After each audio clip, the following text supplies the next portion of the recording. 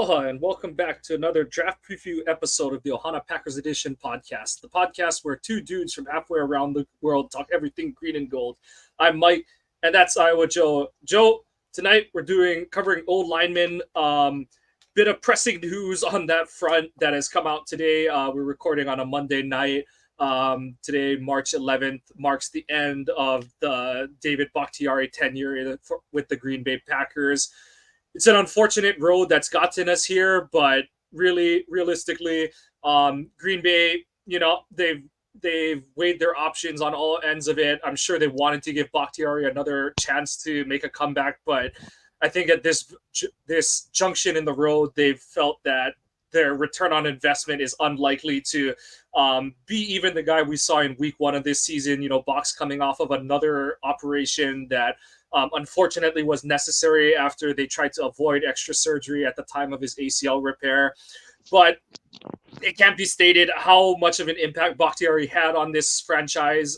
He was hands down best player at his position for a 5-year window, and was just one of the embodiments of drafting and developing a player from a mid-round player into just an absolute all-pro stud. And it is just a bummer that his time in Green Bay has come to an end. And in addition to losing Bakhtiari, John Runyon Jr. signed with the New York Giants over the weekend as well. So two week one starters are from 2023 are off the roster. So Green Bay will. I know that Rasheed Walker stepped in and was the left tackle starter in Bakhtiari's absence in 23, but they're going to have to shore up basically two positions on the O-line because in addition to that, Yosh Nijman is a free agent, so you have no tackle depth, and one of your starting guards is gone. So that sets the table. Joe, your thoughts on the state of the Packers O-line room with Bakhtiari and Runyon Jr. news? Well, let's just go ahead and get all of today's news out there, because going into the day, I think everybody thought that, the Packers were going to have some activity, but who would have thought they would have had the activity they had? Bakhtiari, as much as he, the type of guy he is, the type of character he had, it's a sad one to lose, but then again, we all understand the business side of it. The guy hasn't played meaningful snaps in forever, and I think what they say, the timeline was that he wasn't even going to be ready until training camp. So they wouldn't even know what he was at, in training camp. That would be like restart his full physical kind of thing and stuff. So yeah, it wasn't even necessarily that he'd be 100% come training camp. It's reassess at training camp. So yeah, I'm right there with you. It's just an absolute bummer. This last 3.5 years that's gotten us to this point, that this is the road that his career has taken, because he was set up to be one of the all-time greats, not just as a Green Bay Packer, which he already was, but in terms of in the history of the league at left tackle, he was on his way to be becoming one of the greatest of all time at the left tackle position. And unfortunately, that was taken out from under him, literally and figuratively. But then you mentioned the Runyon one, which that one kind of surprised me. So you can tell that teams have money that they're just trying to throw around to fix things. Because I've been saying for a while, I feel like Runyon would have came back on a Lucas Patrick, Lane Taylor type deal, but he got him a good chunk of money, 3 years, like 30 million or something like that. But I mean, let's talk about the big news. I mean, who would now? In a way, last week when we talked to Sarah Kelleher, I was kind of right in a way. I said that with the way Goody was talking, that he was going to trade, use his draft capital to trade. So I figured maybe they would fill some holes with a trade, and one of the holes was running back. Well, they didn't go the trade route; they went the signing route, and they brought in. God dang it, Josh Jacobs from the Raiders. No, that's not the thing. Somebody tweeted this on the Elon machine, and now it's stuck in my head. They go, how many times am I going to say Brandon Jacobs over Josh Jacobs? And now every time it comes in my head, it always just pops up Brandon. So whoever tweeted that, I hate you right now. But anyway, they signed Josh Jacobs to, what was it, 4 years, $48 million. Yeah.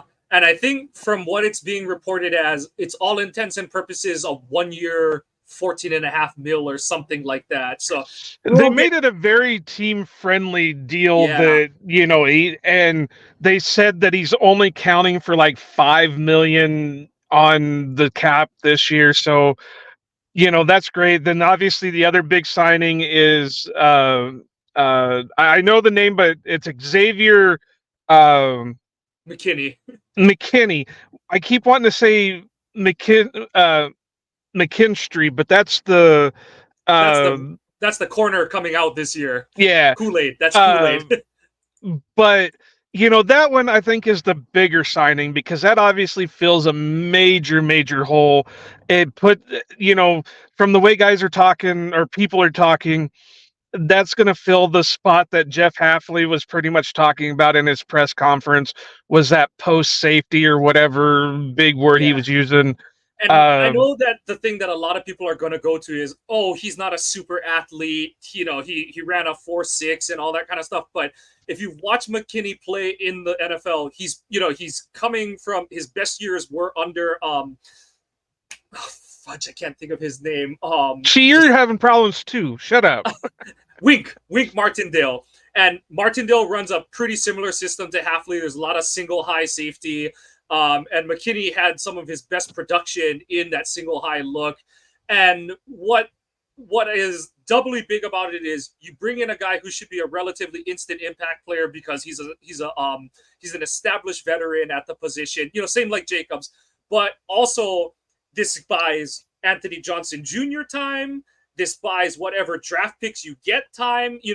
That's one of the things that Mafia and I kind of talked about. Even if you draft a guy like, let's say, Kinchins early, anyone within the first day or two, you're not putting that guy in a position like Darnell Savage or even Nick Collins was at the time that he was drafted, where it's like, all right, dude, like in both cases, we're resetting our defense and the ball's the spotlight's on you, rookie. Go make plays, kind of thing. Whereas this is more like the haha situation where any rookie Anthony Johnson Jr. is gonna, Junior. You hope AJJ is ready to take some of those snaps since he's been here a year. Obviously, a different system, but he's a pro. He's been in the organization a season. He's a little more seasoned and ready to go. But having that veteran come in, it just it lowers how much you need to press to get a safety early, and so you Well, don't and have to the push a guy up your board. yeah, and the nice thing about him is he's just turning 25. So this is kind of a Kenny Clark situation where by the time he hits the end of his contract, which I think they're saying is another 4-year deal, Yep. he could have another contract. Yep. Obviously, DBs It's aren't kind of like the as Amos. It's kind of like the Amos situation where obviously Amos unfortunately fell off a cliff, but it's sort of in that same mindset where it's like the way this guy plays, the age he is, he could have another contract in Green Bay, and like just like Amos, time will tell. But it's seems like a really heady move by Gutekunst, and you know circling around back to so. In addition to that, Devondre Campbell got released. I believe I haven't seen it confirmed, but I believe he's he was post June 1st yeah, that's what designated. everybody's saying is a post June for him. So the thing with that is his money isn't free now. It's free for the it's freed up for the purposes of Green Bay being cap compliant on the opening of the league year, but Green Bay does not. So whatever it is, the 10 million or whatever that is supposed to be cap savings, they don't get that till June 2nd. And so I know a lot of people will be like, well, why do that? One, it allows Green Bay to maneuver some money around. And two, the big thing I think that they're looking at is that 10 million, they're going to play with that with Love's extension to kind of mess around with the numbers on that in terms of how that, there's a lot of maneuvering on that end of it. But to tie into the Jacobs news, the other big bombshell today, apart from Bakhtiari, which I We're would say, both heartbroken today. We're both yeah, heartbroken today. but Aaron Jones was also released today, and so I've had some back and forths with some people on Twitter about this one, and some are saying like, I think a lot of people have kind of come to terms with like, yeah, it's the reason that a lot of Green Bay fans are upset is more because Aaron Jones was just such a great dude. Yes, he was still a very good and productive player, but because he was an A plus plus plus human being, that's what makes this news hurt so much more. Is because it's the whole like you're losing one of your kids or one of your best friends kind of thing, and but from the like cold-hearted business side of it, it makes so much sense, and I hate saying that, but you always what do we hear all the time with like contracts, free agent stuff? Do you get rid of a guy a year too early or a year too late? I've waffled on Jones that you know what, that this was under the preconceived notion that we didn't have Josh Jacobs yet, but it's like if you don't have a you don't Jones is your running back room, you've got to just run it until the wheels fall off kind of thing. But because they were able to get the Jacobs deal done, and I've seen people weigh on it different ways. Some are saying like, "How dare you ask him for that big of a pay cut going after what he did the last 5 games?" But the other side of it is he played like 10 games or something like that, and I get it. Aaron Jones is elite. He's dynamic. He's explosive. But how much of the stuff he was able to do in that 5 game stretch is because he missed half the season to that point, and how much of it is it because and I don't like talking about a guy like Jones like that because I don't like betting against guys like that. But he's turning 30 this season, and that is where guys I, running backs just fall off a cliff, and it's there's a decent chance Green Bay is gonna people are gonna be like, oh my god, look, Aaron Jones just ran for 1,300 yards this season, but also there's a chance that he just keeps getting injured this season and stuff. So it's a bummer, and I'm really sad to see Jones go. But looking big picture at it, they got 3 years younger at the position, and they're still in position. I'm saying that word a lot, but they're still in a good spot to get any of the guys we talked about with Sarah last week. Trey Benson is still very much in play. Brooks is in play. Um, yeah, so we'll see what well, they. some of them are, but I think it also cuts out a lot of them. But I'll get to that in a minute. Now, I get what you're saying about the year too early, year too late type thing. I just and I get the money, but it does feel like a slap in the face when you go in there and you're only offering him less than 50% of what his contract was looking at anyway. I get that whole spot. It does feel that way, and I understand why he wouldn't. I do think that there is the slimmest of slim chances that they do pull like an AJ Hawk deal where they let him test the market, and if he can't find a better deal, they bring him back on whatever deal they were working on. Yeah, But I think, and this could all go differently depending on what happens. He could get another injury, he could do whatever. I do think he has a good 2 years left in him.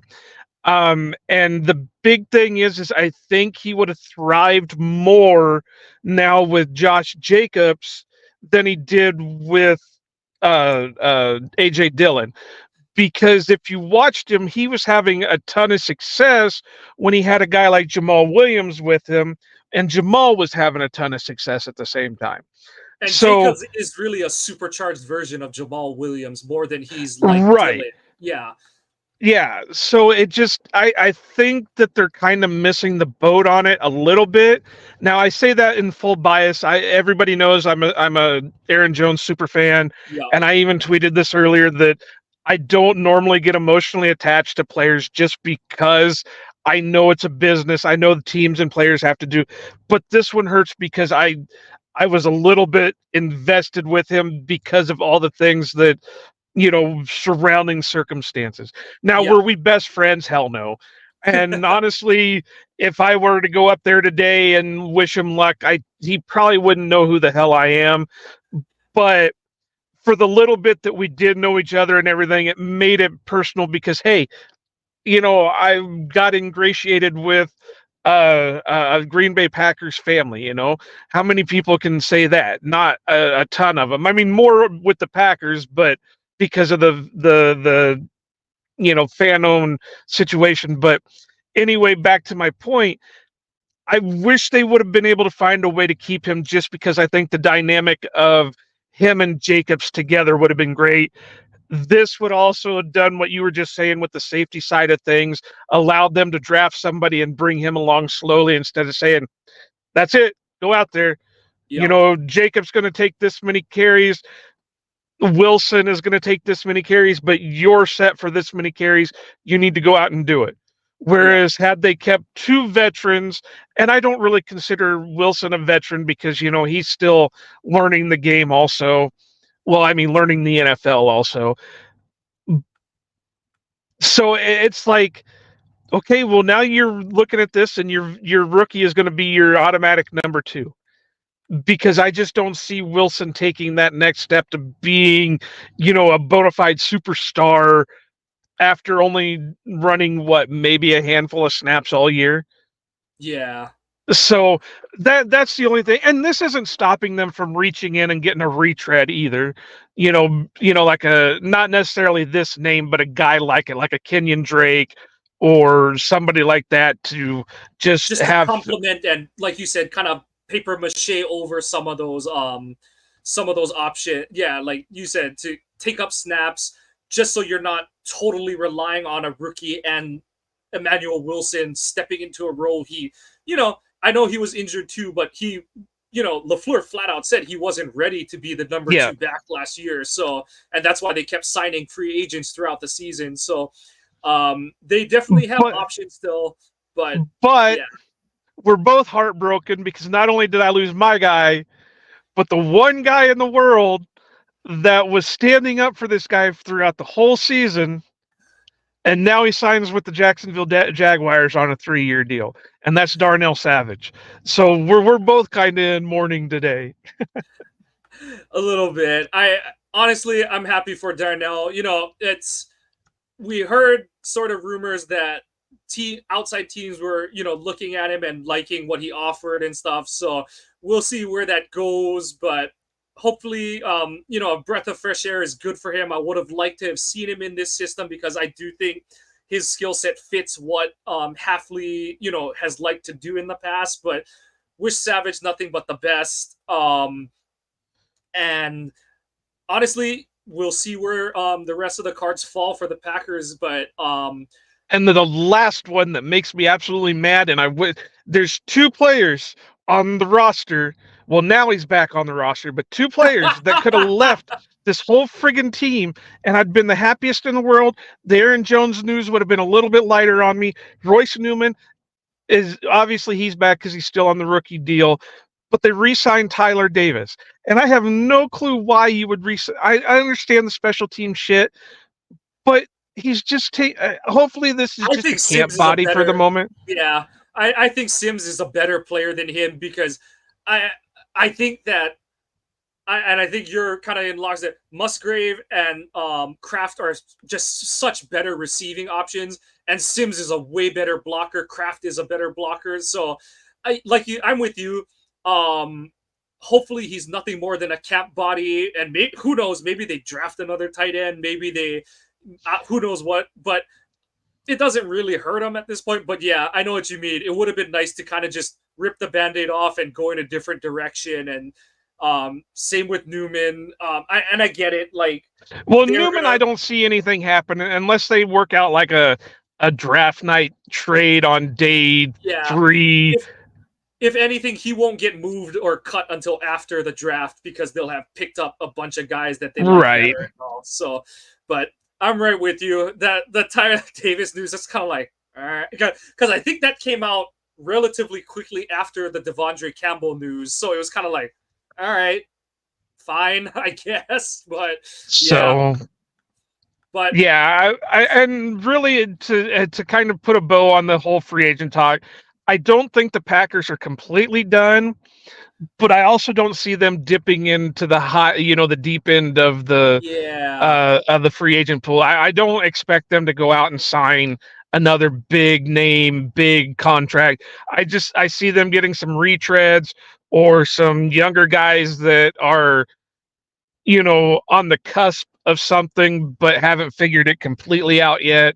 So exactly. that's what I And see.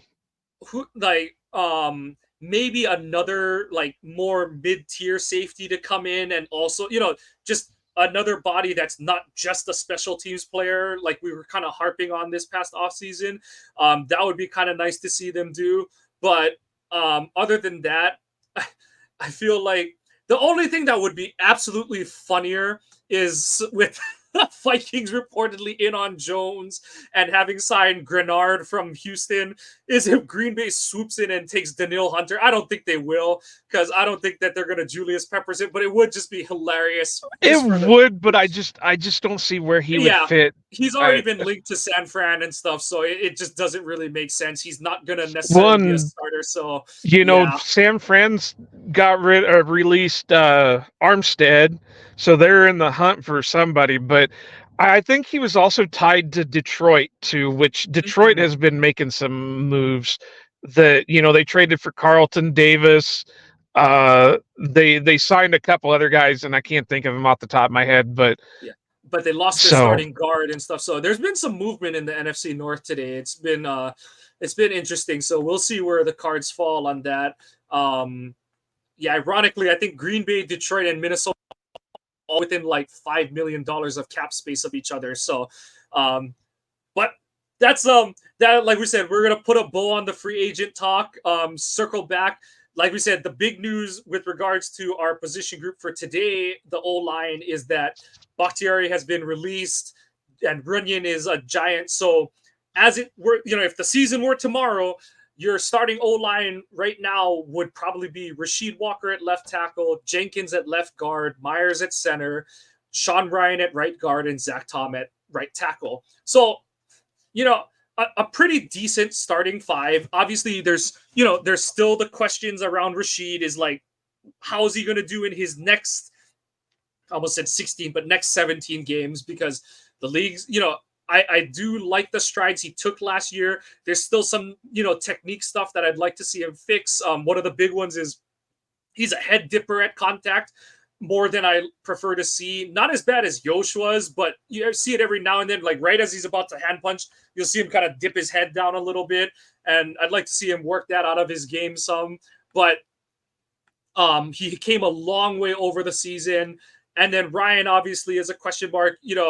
How much of it is that they just trusted Runyon at right guard, and how much of it was Ryan wasn't quite there to just take the starting spot away from him. So there's obviously going to be questions around that. And I do think that it's going to be an interesting draft for Green Bay because they've got to get more tackle depth, because you're losing Yosh unless no one is interested in him, which I just can't see happening this offseason.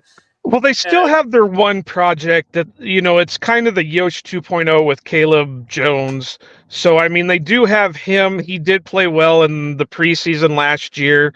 He could theoretically be your swing tackle, play both sides if need be. But yeah, they're going to need some kind of depth, period. But I do want to say this. I do want to say this. Now, I'm not saying it can't happen or Green Bay won't do it, but I'm fairly confident in saying that I don't see a first round offensive tackle being taken by the Packers. Now, that's not saying that they'll make some guy will fall that they're really hoping for and they just go ahead and grab him. Because my thought process is yes, you need the depth for offensive tackle, but you feel like Zach Tom is your guy on the right side for the future. You're starting to feel good about Rasheed Walker as your left tackle of the future. Drafting somebody in the first round means he's going to be playing that position at some point in yeah, the future. Well, you can't have three offensive tackles that are your future. The only way you take an offensive tackle is if you're thinking, all right, Rasheed's not the guy. He's going to be our swing guy going forward. So this is what we're going to do. Or or we is want Zach, Zach at center. Yeah, yeah. exactly. Yeah. So I So agree. I agree with you. Like it's so hard to say because it's like Rasheed hypothetically should be better than any tackle who should be available when they're drafting at 25. But like you said, in the weird circumstance where, for whatever reason, one of the top Alt, Fashanu, whatever, smokes a shit ton of weed before the draft or gets caught for a speeding ticket. And like we said, these are things that, you've heard different, we've all heard the different tales about how they've done all their background checks up to this point. And then it becomes a matter of like, oh, he's making this mistake on the eve of the, but realistically at this point, these front offices, they trust their boards, they trust their guys, they've done their background checks. And if a guy happens to fall, they're gonna take him. And to illustrate that, Green Bay was ready to pick Jalen Carter last year if he happened to make it to 13. Of course, the Eagles scooped him up, but that's just to kind of highlight where Green Bay is in terms of like, we've done our research, we've done our background checks. If other teams take him off our board, they do weigh it in terms of like, this guy's not a murderer, this guy's not a woman beater kind of thing and stuff. So those are the sort of scenarios to say like, unless a Alt or a Fashanu falls into their lap like Bulaga did back in 2010, I agree with you. It's more than likely that they're gonna, maybe you see a day 2 guy like on a Delmar Glaze or something like that. But round 1, it's more than likely gonna be on a position that can get on the field. And okay, I'll throw this out. If they pick another edge rusher, that would still be more likely helpful for the team this year than a tackle. And I know some will say like, but he'll be edge 4. Well, edge 4 is going to play more than you expect offensive tackle 3 or 4 to play. So, yeah, especially in a 4-3 front. Yeah, exactly. So, and what a lot of people fail to remember is both Rashawn and Lucas can play interior linemen too. Yeah, they did it in college. And that's another thing that's definitely going to play up more in this system than it did in the 3-4 system. So there's a lot more flexibility with that in this system. So yeah, it's unlikely unless the right guy is there. The only one I'm kind of uncertain, and this will kind of delve into our like takes on players. I don't know how much they like this guy, but let's say they really like Jackson Powers Johnson, the center from Oregon. They might look at him and be like, okay, we're good taking this guy in the first round. That would be the only, but I don't see and like I said, even that, we haven't seen them drafted interior O lineman that high before. And they would have to like him so much. Yeah, I have 2 rules of thumb. You don't take interior linemen in the first round, and you don't take an offensive tackles who you plan on changing to an interior lineman in the first round. Yeah. Because that's a project. Now, the thing about the guy that you just mentioned, I'm going to steal something from Brian Maffey. I think he's a little bit too big to be playing size-wise. I think, because I think he's like 6'6", 330 or something like that, 322. I think he came in at. So I think he's a little bit bigger than what they like for their centers, which is his premier position. I suppose they could go at guard, but I still think he's a little bit bigger than what they typically go for. Yeah. But that's my opinion. Yeah. So, like I said, that's one of those we won't know until draft day. And obviously, okay, and I know like some people are like, oh, will they change the way they draft? Will they stick to how they've been? The way I say that, I won't say never to anything, but until they do something, I don't expect them to break their trends. And they don't draft O linemen that are over 330. They they prefer to have guys with arm length of 34 inches at tackle, which Bulaga made a joke about at his retirement ceremony, that thank you for drafting an unathletic short-armed guy in the first round. Well, I always loved that one, and me and Mafia went back and forth on that too. And I understand they're just slightly shorter, but both him and Clifton were under 34-inch arms, and they ended up being 2 of the best offensive tackles that the Packers have had. Yeah, and I think Clifton, what helped him is like his frame was just big, and he had good feet even after his hip exploded because of Warren Sapp. And then Bulaga was just massive. Like he just looked like a cinder block. But he, as much as he wasn't a plus athlete, he could move, especially at right tackle. He was more than mobile enough. Especially, I think everyone remembers what he kind of looked like at the end of his career. But before his two ACLs, that dude could dance a little bit on the right side of the line and stuff. So they have their preferences out there. And okay, the quick and dirty. Everyone goes, what's the so the 34-inch arm, the quick and dirty on it is that is the consensus minimum arm length that has just been compiled from years of data from the best O linemen or the offensive tackles in the NFL.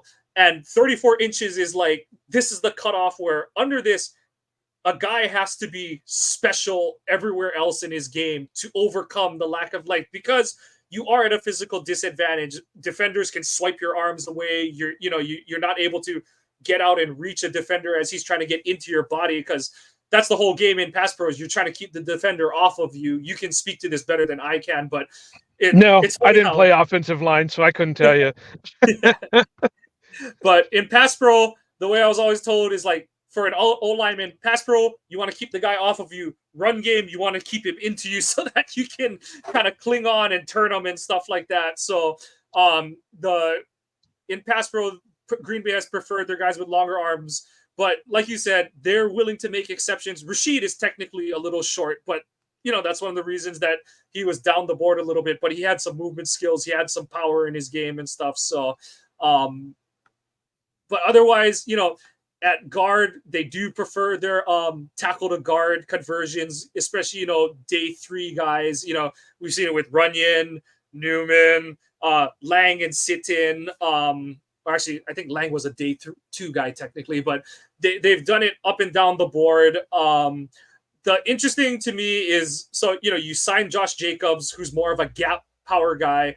You also saw this past season that, partly due to Love's inexperience, but also I do think that LaFleur has tried to shift this offense to not necessarily running the ball more of the time, but being physical enough to sell defenses that we are going to run whenever we want to.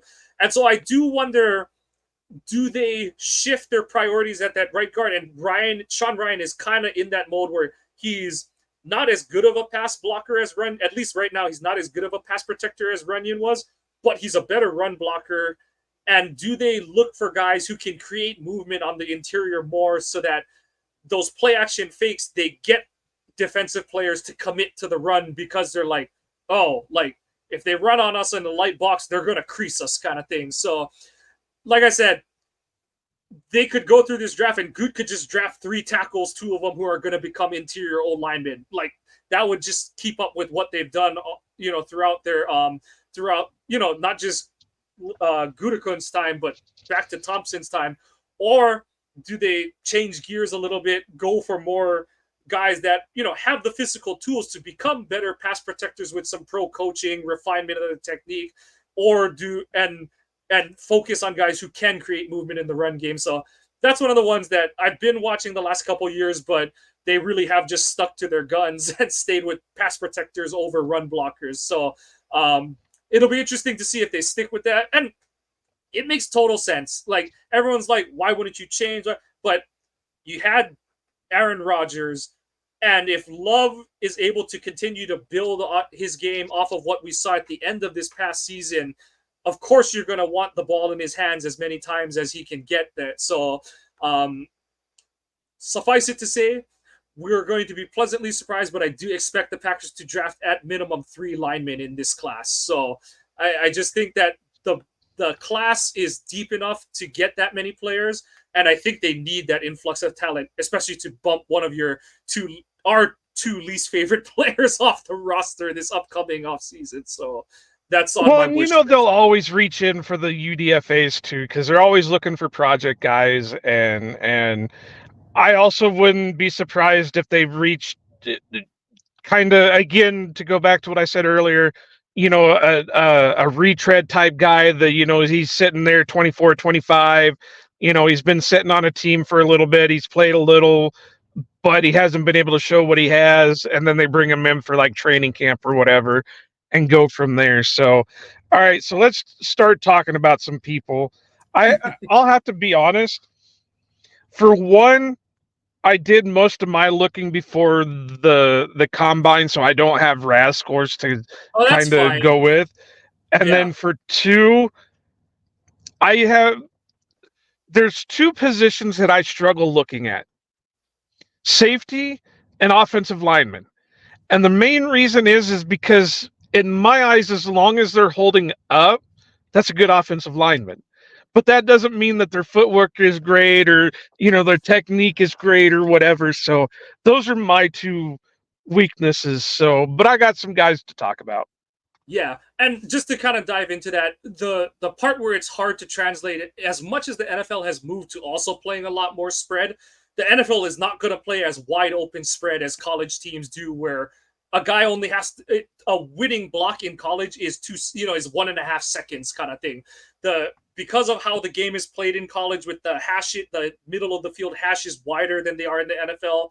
The wide side of the field is really wide, and so you can just create more natural space. So guys don't have to block as long. So it does create there's natural reasons for why guys look really good in college, and then it's like, oh damn, like that guy doesn't know how to hit and move his feet Right. when he gets the pros. So yeah.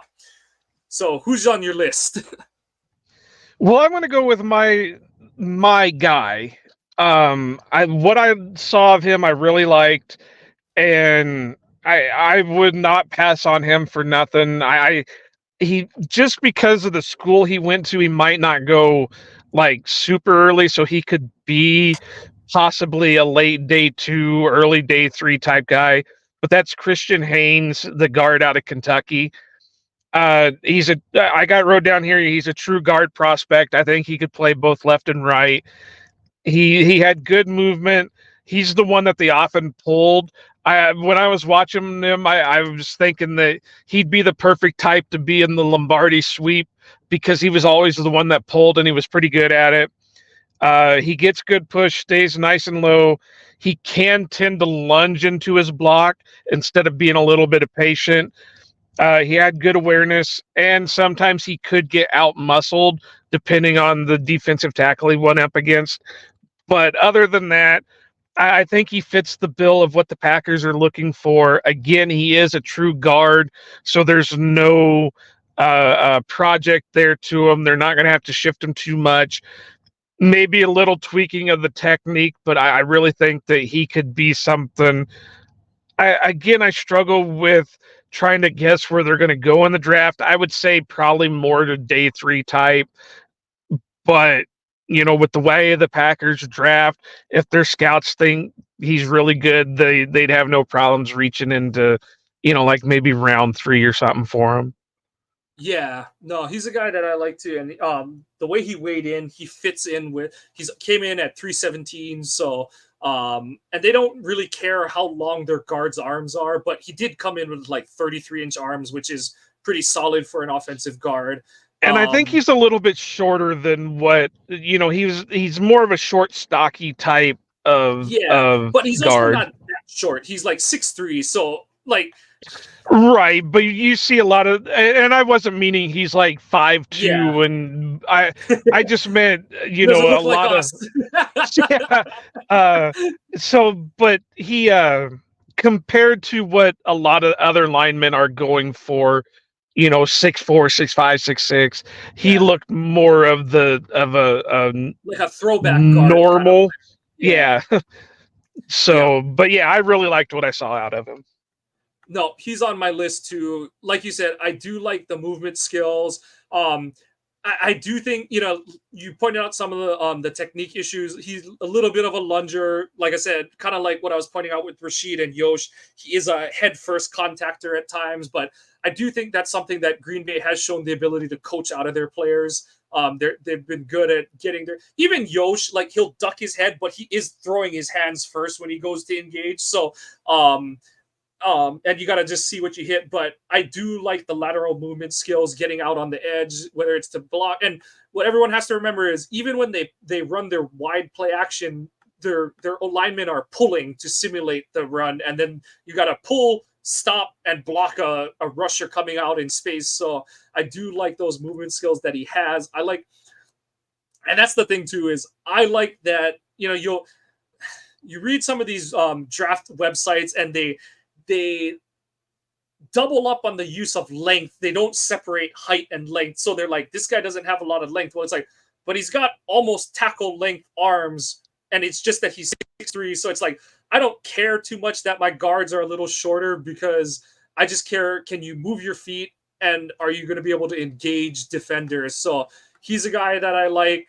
Um, Anyone else that really stands out, or is Christian really the guy that you're like, this is my He's spot? Like, he's my main guy, kind of like with the running backs when we were talking with Sarah. Ray Davis was my guy there. Christian's my guy with this one. I do have more. Uh, Now, if you want to talk like offensive tackle, now I'm going to really butcher this guy's name because I haven't heard it said. But it's the kid out of Yale, yeah, Kyron Amagaji. Again, he's a good size to him. He seemed to me like he was a bit of a mauler. He's quick off the snap. His strength looked good. Good drive. Maybe needs to work on the footwork. And of course, even though it is an Ivy League school, it is a small school for football.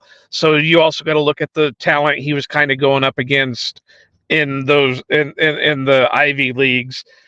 But the one that I want to talk about, and I've seen people liking him, and I don't know. There's just something about him that bugs me. I've even seen him mentioned as like a first rounder, and I don't know. It's Javon Foster out of Mizzou.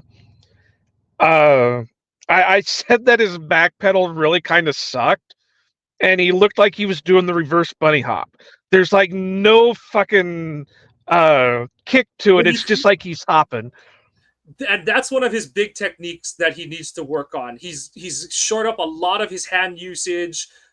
His knee bend is a lot better this year. But yeah, if you put his film side by side with Bakhtiari's, there's a gigantic difference between the two of them in terms of their get off the ball in pass pro.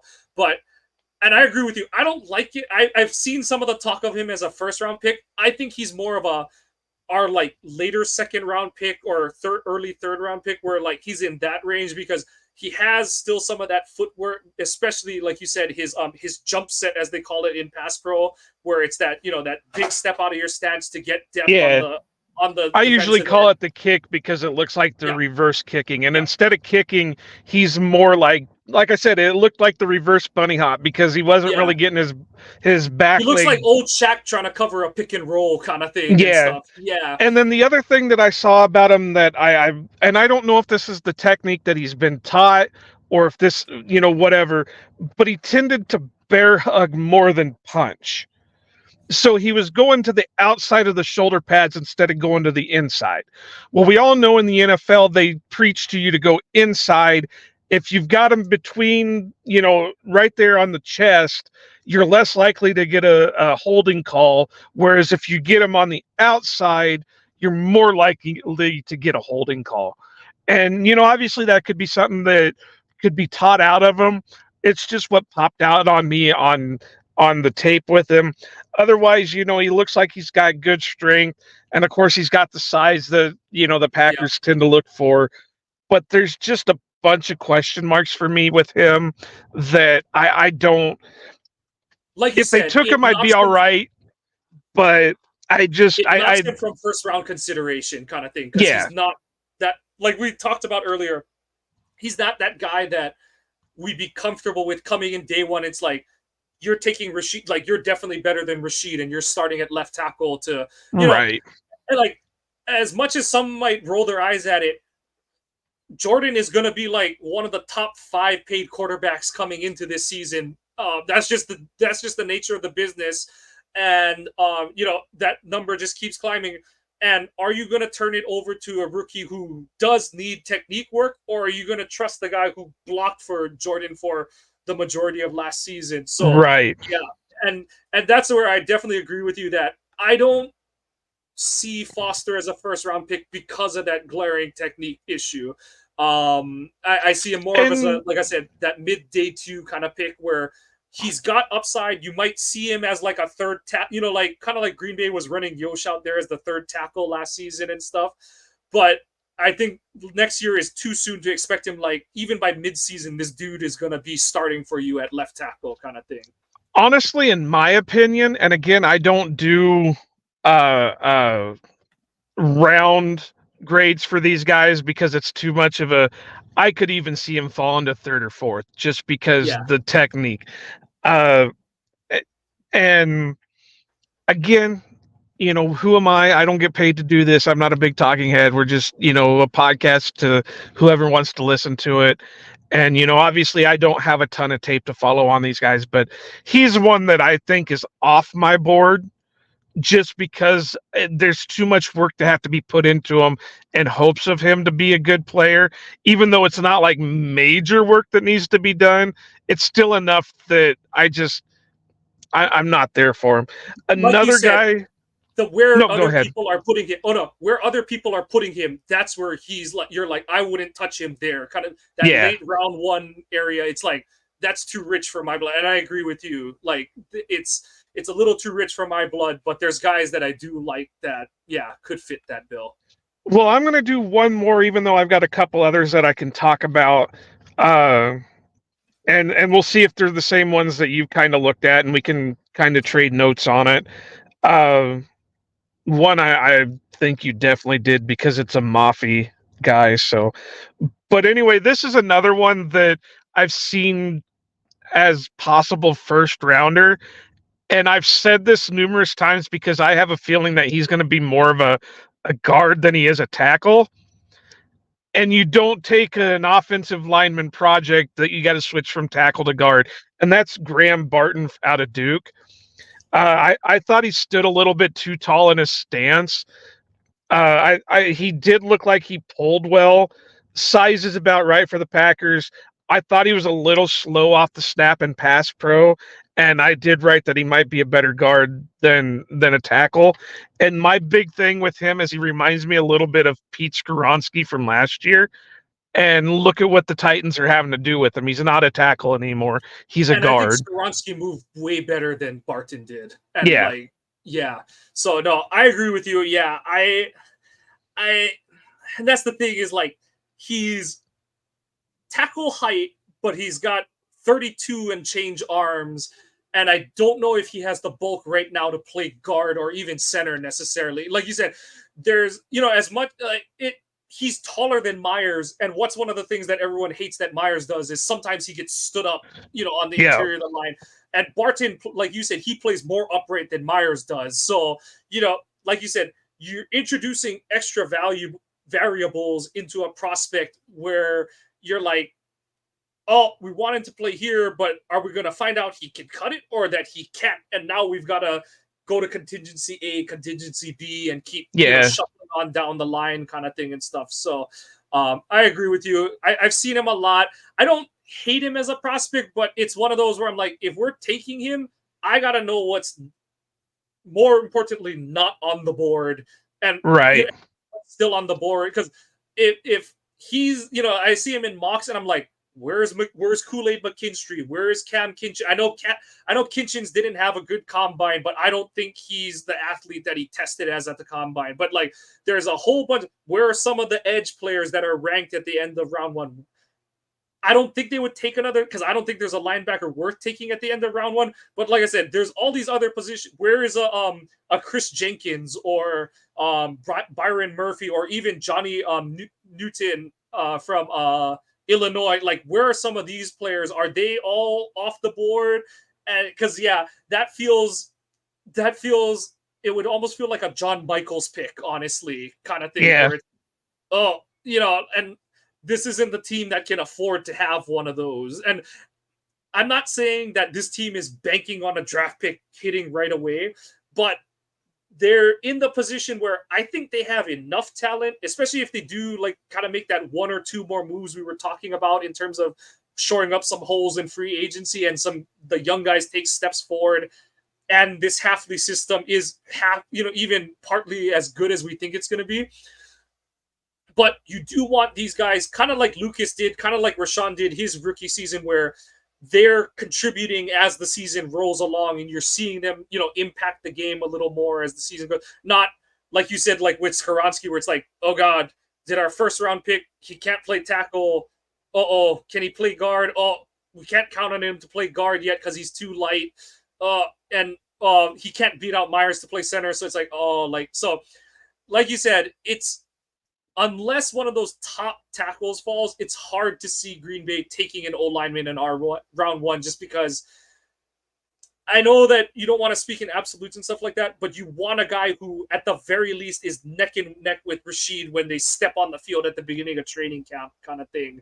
And that, I know that sounds like it's a high bar, or on the other side of it, at least makes you feel comfortable that it's like, we're gonna let Zach and Josh battle it out at center, and whoever goes and plays on the right side, we feel relatively comfortable with. And I don't see, and some of the guys I'm going to name and the ones that you've named, I don't think they're quite there yet. I think they have, similar to Foster, not as bad as glaring technique issues, but similar ideas where it's like they're 80% good players and or 80 to 90% good players, but that 10 to 20% is a hole in their game that they've got to get figured out, kind of I thing. think the only one that I mentioned that might be ready day one, and I'm talking day one of the season, not day one of that he was drafted, as Haynes.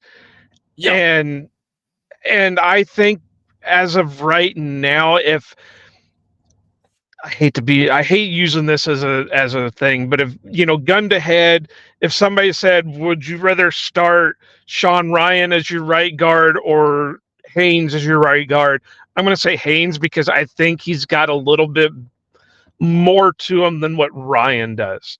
Now, I can't say much. I haven't watched Sean Ryan's college stuff. I didn't know him coming into that draft, but I just think that Haynes might be the higher ceiling than what Ryan is, but he's also got a little bit of higher floor than what Ryan did, Yeah. because Ryan is the same guy that, even if you take the whole steroid thing out, he wasn't even being activated during the first part of the season.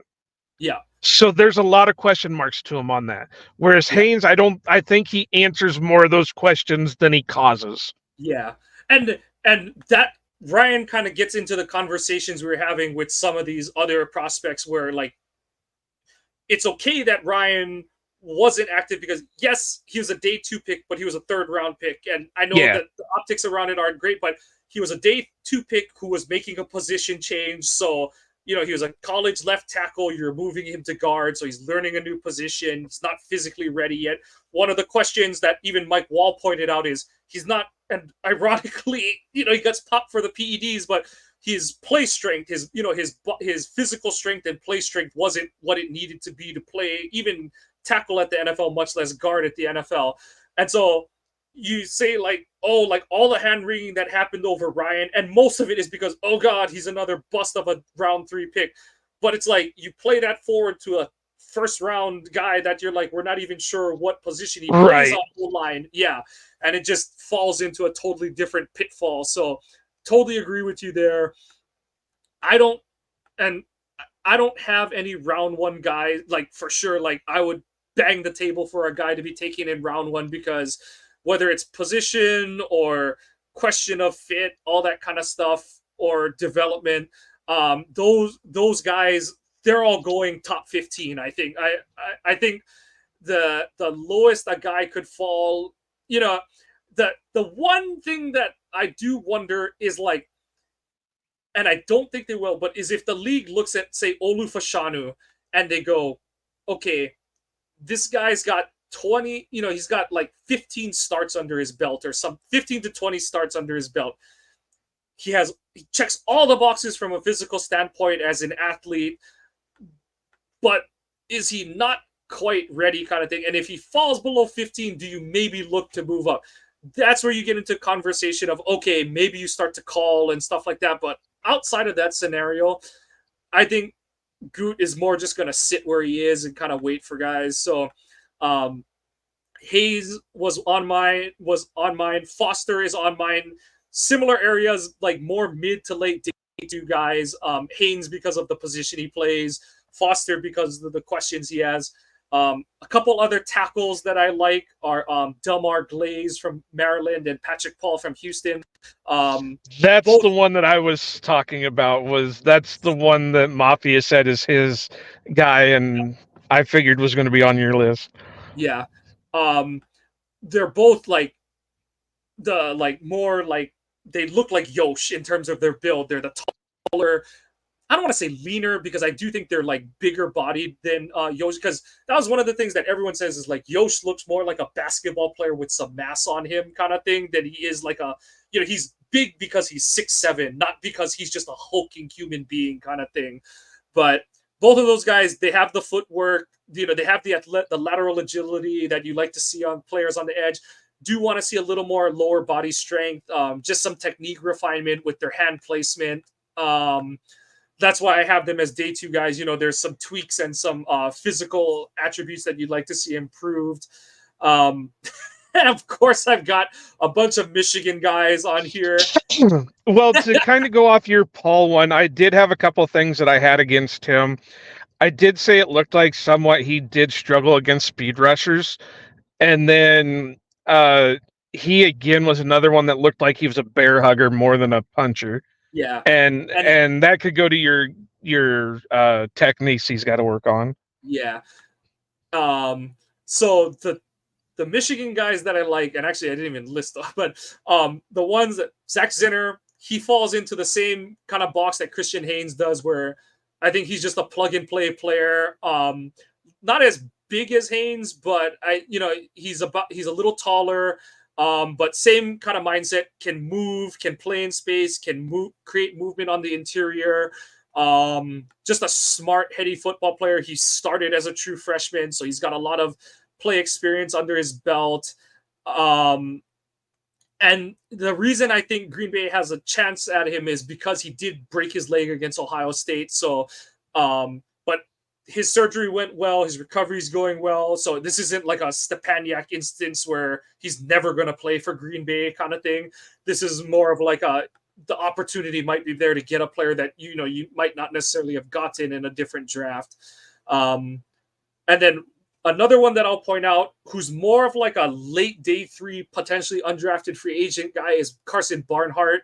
So he's played every O-line position in college, but I think his best pro position would be center. He's just a smart football player. He's got a decent frame for a center. And the reason I point him out is, like we said, I wouldn't draft him earlier than round 6.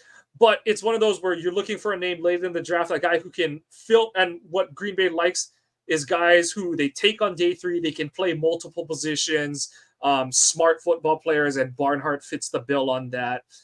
And I do need to watch more film on him, but I do um, I do like Powers Johnson from Oregon.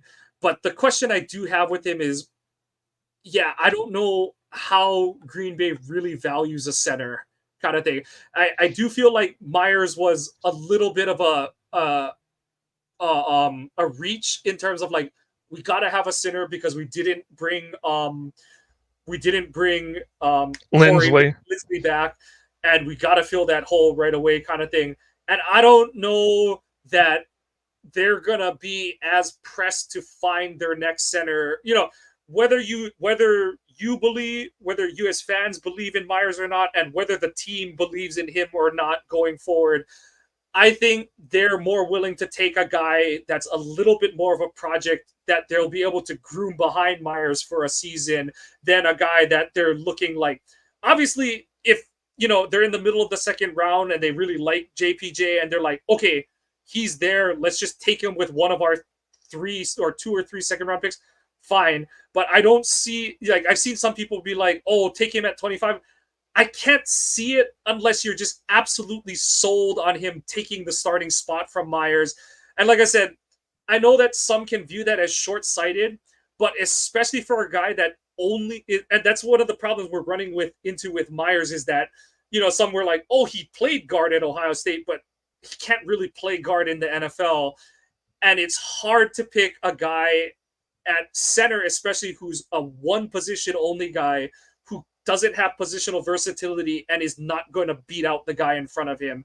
And I, it's just a rough gamble because it's like, could you have taken another guy that would give you, even like I said, even if it's just 30 to 40% of the defensive snaps, that's 30 to 40 productive defensive snaps on the season that then for 2025 get geared forward, and you're like, okay, we've seen this guy play in a limited role, let's start to expand his role, as opposed to Powers Johnson, where it's like he didn't take a snap last season that mattered worth a damn, but he's our starting center next year, and it's like it goes back to like the Steve Mariucci talking about putting Favre in the Bengals game in '92, and Holmgren asking him, "Is he ready?" And Mariucci's like, I think so." Like, and that's kind of where you get into with old linemen who don't play at all as a rookie. Whereas like Jenkins, we saw it right away. This guy is taking snaps away from Lane Taylor, who was a very, very steady, reliable player, kind of thing. And yeah, it's just hard for me to see them taking a guy in Powers Johnson unless they're absolutely sold on him as a prospect. And I don't have that feeling on him that he's just going to come in and run away with the starting center job.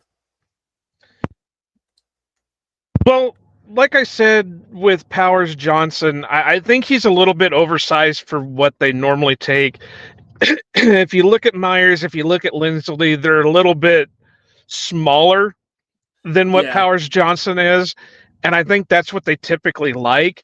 And even if you look at Zach Tom, who, a lot of people have talked, and even Gutekunst has talked about his best position as center is a little bit smaller than, most interior offensive linemen are. So I think that's why I didn't watch him, because I thought his size was going to keep him off the board, or off the Packers board. Uh, Now, like you said, if that's somebody that they really feel is the guy that they're wanting, and he's there at the end of the second round, or he's there with one of their second round picks, go for it. They have a better grasp on what they want than any of us do. So is there anybody else that you've got that you'd want to talk about? No, that's kind of it for old linemen that I've got my eye on this season. There's only, well, I've got, like I said, I've got what, one, two, three, uh,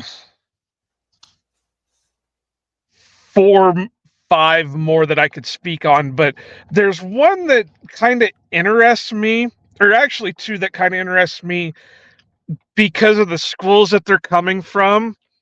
And one's Christian Mahogany from BC, Yes. and the other is Clark Barrington out of Baylor. And the reason the one from Baylor is interesting is the Packers just brought in his offensive line coach as one of their assistants. Yeah, he's like the So, assistant O line coach now or something like that. Yeah. yeah.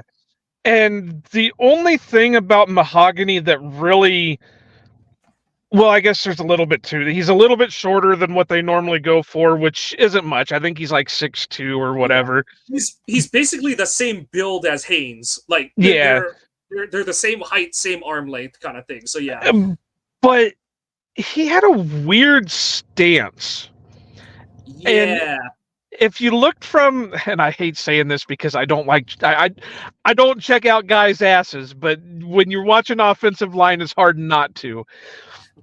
When you looked at him, his legs were like together, and his knees weren't bent, and it was just like he was at like a 90-degree angle.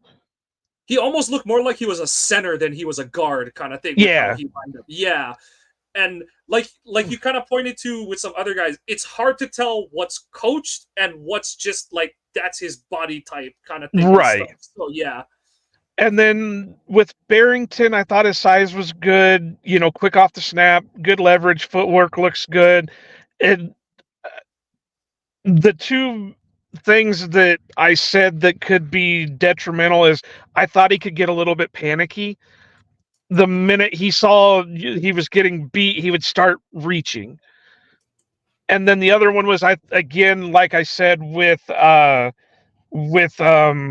Barton, I thought he'd get a little bit tall instead of staying, a little bit more compact to control with leverage. He got a little bit up, and that allowed the defensive lineman to get up underneath him. So the I mean, there's some more I can talk about, but I don't want to sit here for another 2 hours. Yeah, and I think the way we've talked about it, I think that they're gonna take one guy with one of their like 5 top 100 picks. I just think that the way this class shapes out at both the other positions they need and O line, they're gonna take an O lineman in one of the first, more likely day two, like we talked about. It's a very short list of scenarios with how they'd end up with an offensive line, let's just say an offensive tackle in round one.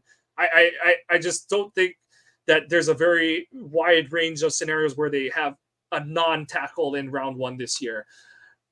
But I do think they're going to take one O lineman, whether it's an interior guy or a tackle in round 2 or 3.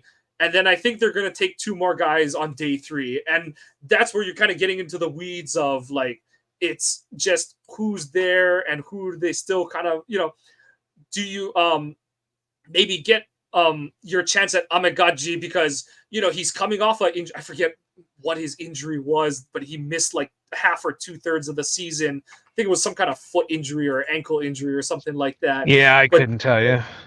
do you get a chance at him because he missed most of the season and he's got the some technique work, the massive competition jump.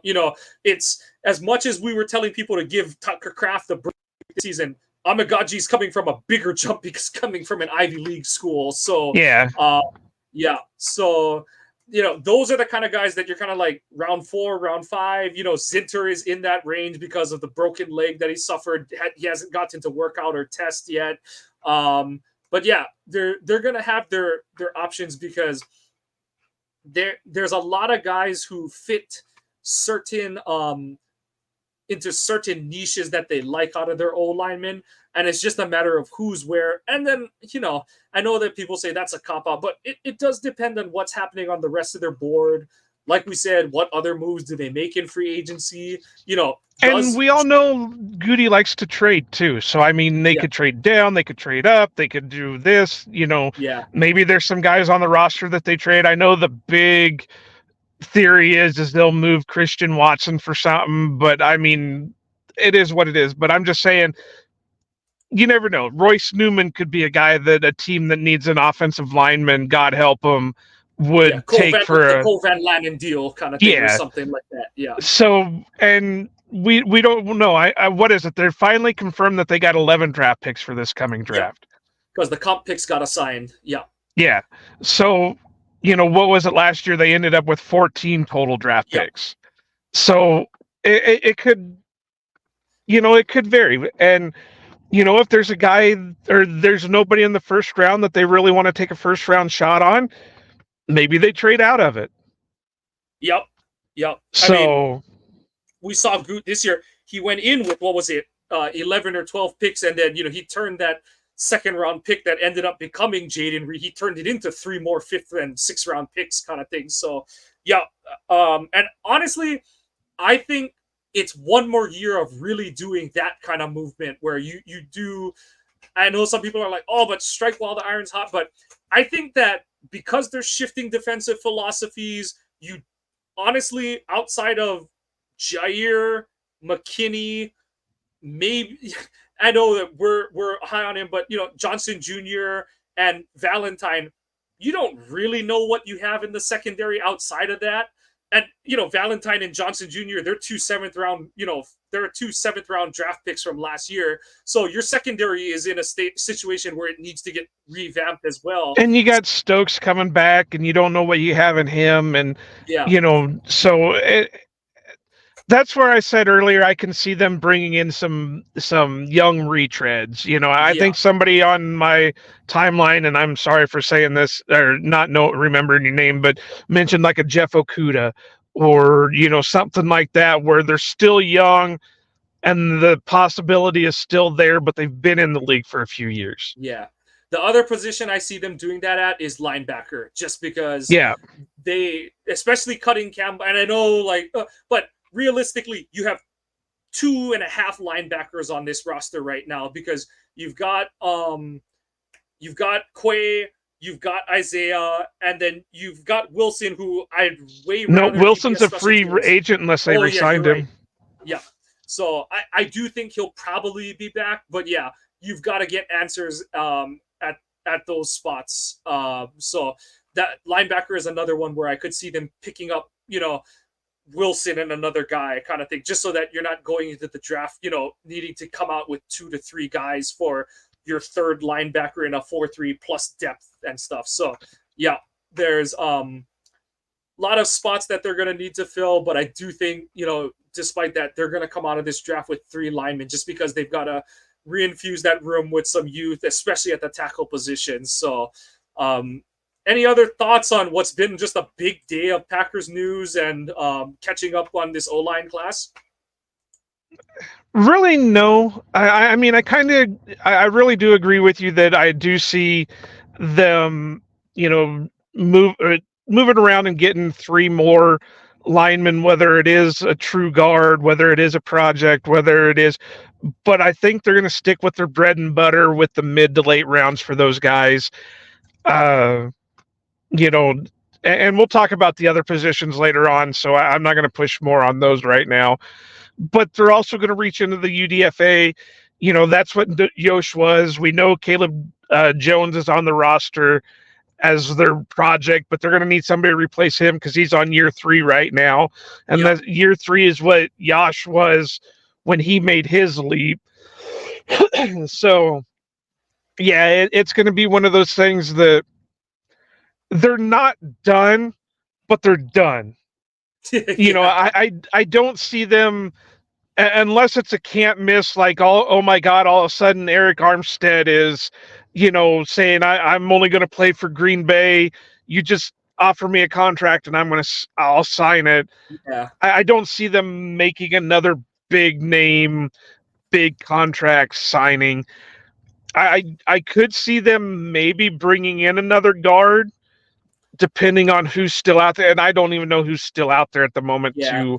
And the one direction I could see them going in is I could see them doing like oh shucks, what's the the former Saints guy that they brought in 2018. Shucks, I can't, I'm totally blanking on his name right now. Shit. But Well, you which know, Saints guy? Because the one that keeps popping in my mind is Hargrove.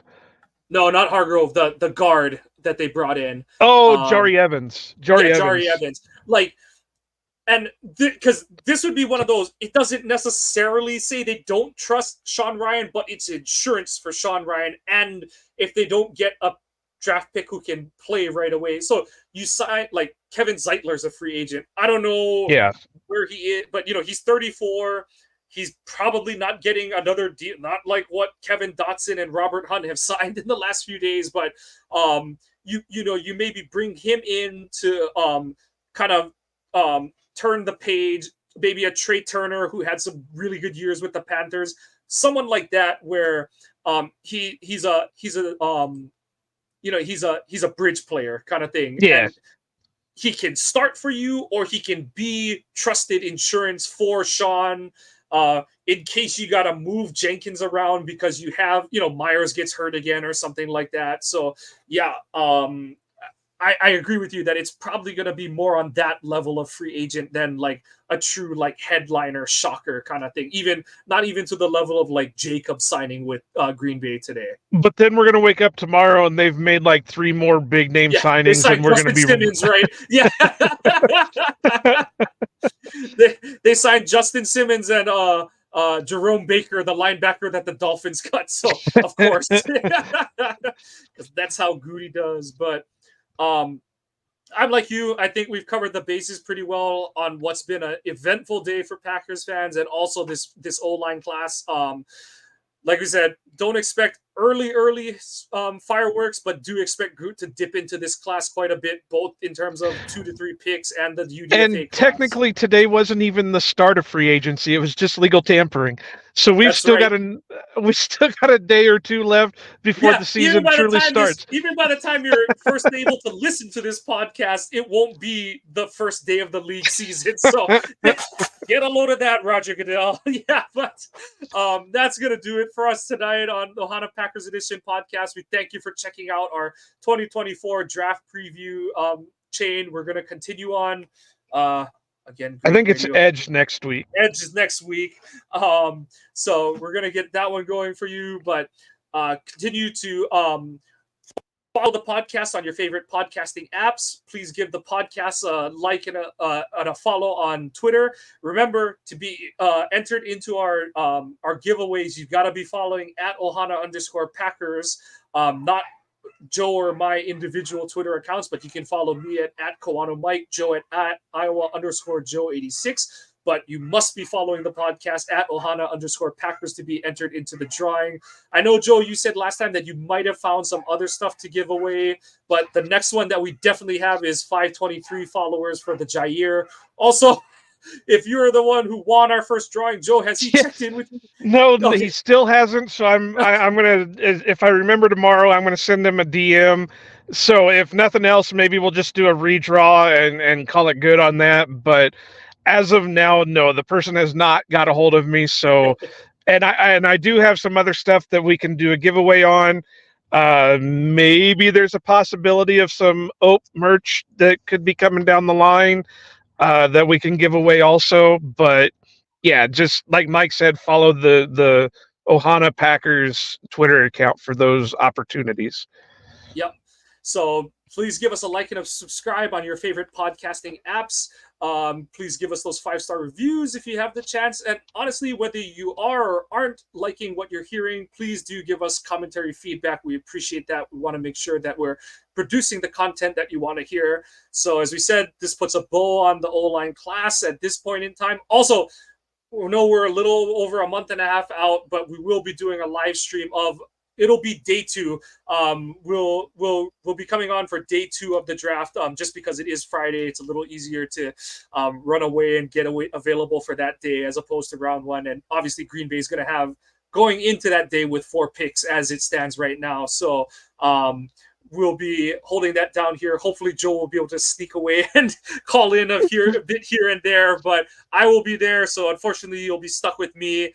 But we will be, Ohana Packers Edition will be covering day 2 of the draft live stream style. So that's going to do it for us. That's Iowa Joe. I'm Mike Kawano. We want to say go Pack Go and aloha.